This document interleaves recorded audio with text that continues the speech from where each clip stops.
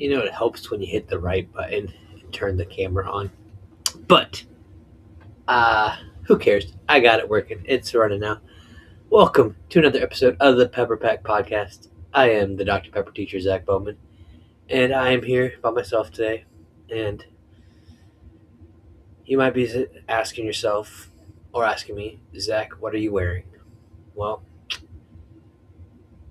today is a sad day. With Dr. Pepper officially removing the Pepper Pack and the perks sections of the website last night, I guess this morning at midnight, I felt it was appropriate to dress in all black for morning. So yes, I did teach in this. Although I will say I have my Dr. Pepper socks on because, you have to have the Dr. Pepper socks. It just makes the day better. But yes, I was just reminiscing a lot today, all the good times of the Pepper Pack.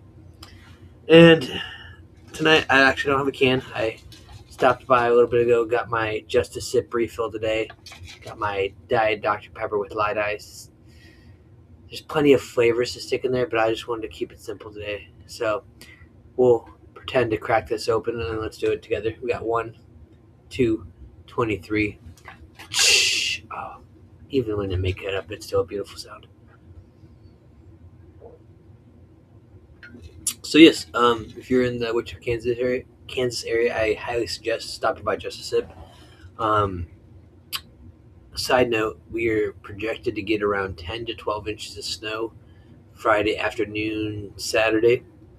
I highly recommend that you swing through the drive-thru at Just a Sip and grab some hot chocolate. They have some fantastic hot chocolate. Now, they do something special for me. I don't know if they can do this for everybody, but they at least do it for me. I usually get my hot chocolate about yay full on my tumbler refill. You can do a tumbler refill of hot chocolate. And then from about here up, I have them fill it with some Dr. Pepper.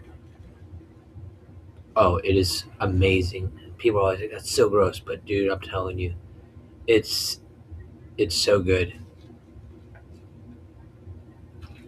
You got to give it a shot. But if you're watching, go ahead and give me a comment. Let me know. I'll be happy to chat with you as we just drink Dr. Pepper and talk about today's question. So today's Pondering Pepper question, my wife said is kind of a cheating question because this is literally what I do. Today's question is, if you had to teach something, what would you teach?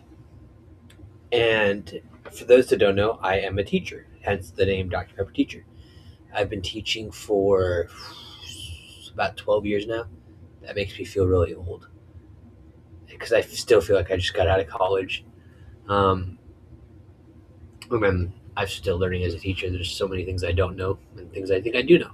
But so I teach 5th grade math. At my last school, I was teaching 4th grade. I taught a variety of subjects. I taught Bible, I taught history, I taught spelling, I taught grammar, composition, geography, reading, probably my least favorite thing to teach just because of my memory and my open book fall asleep syndrome. If you're wondering what that is, it is a real disease that I invented. I yawn nonstop whenever I read. My kids think I'm making it up, but I don't. I just can't control it. But if I could teach anything, when I was going through college, I really wanted to teach kindergarten because I like to talk. And you can tell kindergartners about anything. You can just be like, potato chips, and they just start dying laughing. And it's just so much fun. But couldn't get a job as a kindergarten teacher. Everybody wanted me to teach 4th and 5th graders, and I was like, y'all killing me. These kids are going to talk back to me. I'm not going to play that game, and it's just not good. So I eventually took the job as a 4th grade teacher, and then I had 1 year where I went to 5th grade, then back down to 4th grade. Then when I came to my new school, where I'm at now, and been for 4 years, I've been teaching just math, and it's been going well. It's nice to have the same curriculum and same subjects back to back. There for a while, when I was at my previous job, I had different subjects every year, and it wasn't like a new curriculum between the same subject. It was my subjects changed, so I was learning new stuff every time. So that just made it hard to plan and prep. But no, I enjoyed it. So real life, if I could teach anything, what would I teach? I enjoy teaching math.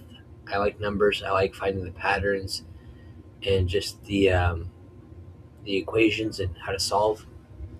Uh, I enjoy teaching Bible. That's been a fun subject for me. I have a minor in Bible, and having gone to a Christian school my whole life, I have a lot of the knowledge there as well. Um,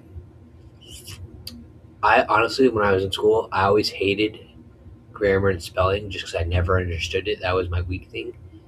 But then once I became a teacher and I had to teach those, I kind of was forced to learn it, and that makes sense now. So I did enjoy teaching grammar and spelling, the curriculum that I taught before.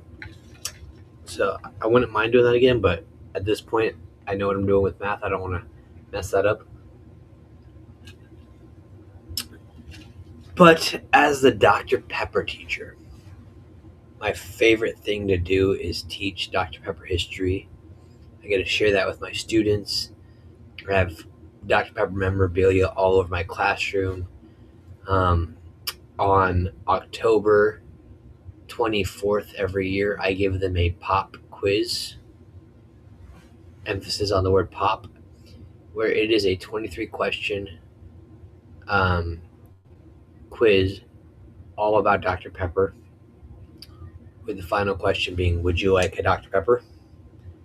And it's questions about where it was made, who invented it, when it was invented, where it was invented, where the museum is, what the Pepper Pack is, or I guess was, and then all these different slogans. And so my kids are always like, is this graded? I'm like, absolutely. I don't do anything if it's not worth doing. And then they're all freaking out.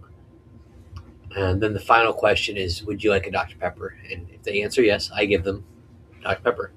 And I have had students in the past just say, hey, I really don't want one. And I don't force them to take it.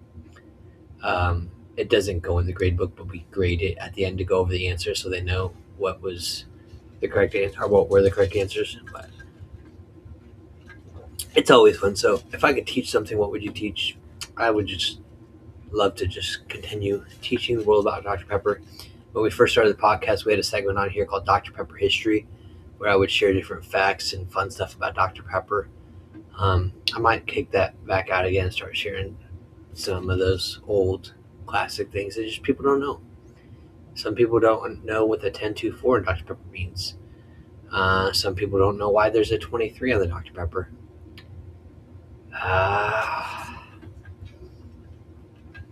Some people don't know who Charles Alderton is or Wade Morrison. But one of my favorite Dr. Pepper facts that I would love to get to know more is, I always forget his name. He was the owner of the Dublin Museum. What's the guy's name?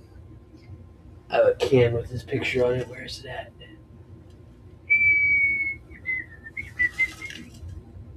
Oh, there it is. I'm going to go check this name real fast, and then I'll let you know. There it is. Bill Closter. Oh, good old Bill Closter. I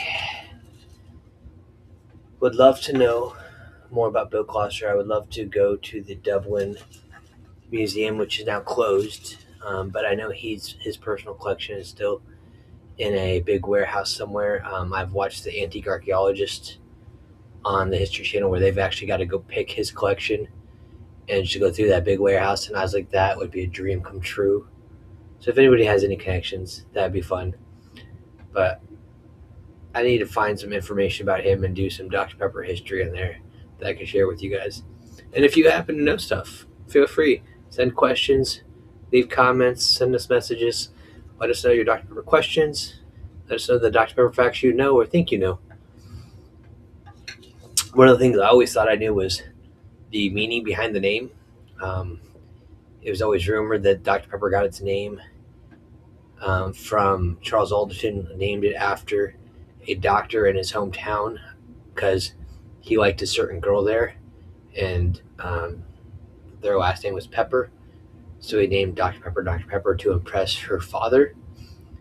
Well, when I was at the Dr. Pepper Museum for our 1 year anniversary, the curator that was giving us a tour informed Josh and I and our families that is actually false, because the only person in that city at that time, or that area with that name, the only girl that would have fit that would have been like 20 years younger than him. And it just would have been a very awkward story. So, to be honest, it could be true, but very unlikely and very controversial. So, we're hoping that that's not the case. But I think it's Dr. Pepper because, with it being derived from 23 fruit and vegetable flavors, the ingredients, I believe it's got that peppery kind of burn. And then, as being a doctor, he was started in a pharmacy, and so he was looking to create some sort of thing that helped calm stomachs. And it was not a doctor, was not a pharmacist, but was working there. I think it just kind of fit that whole idea that if he could create a drink that would help people feel better, it made him feel like a doctor. And this drink had that burn, that pepper to it. So I think it just fits that it was Dr. Pepper in that sense. Cannot prove it in any essence that that's how it is, but something to think about. And as a teacher, really that's what you want to do, is you just want to leave your students thinking, challenge them to go discover for themselves. And I always tell my students every year, my job as a teacher is to get you to the point where you no longer need me. And that'd be really cool as a Dr. Pepper teacher, to get everyone so knowledgeable at Dr. Pepper where I don't need to be the Dr. Pepper teacher anymore. But I will choose to be because I enjoy it and I like Dr. Pepper. So that's all I got for you tonight. Thanks for tuning in. Feel free to like, share, comment if you would be so kind. We appreciate that. Check out our link tree down below that's scrolling across the bottom. That has links to all our different social media and our Dr. Pepper store. Our Dr. Pepper store is our Redbubble store, where you can pick any of our different logos and put it on about any kind of item you can imagine. They have clocks, they have cell phone covers,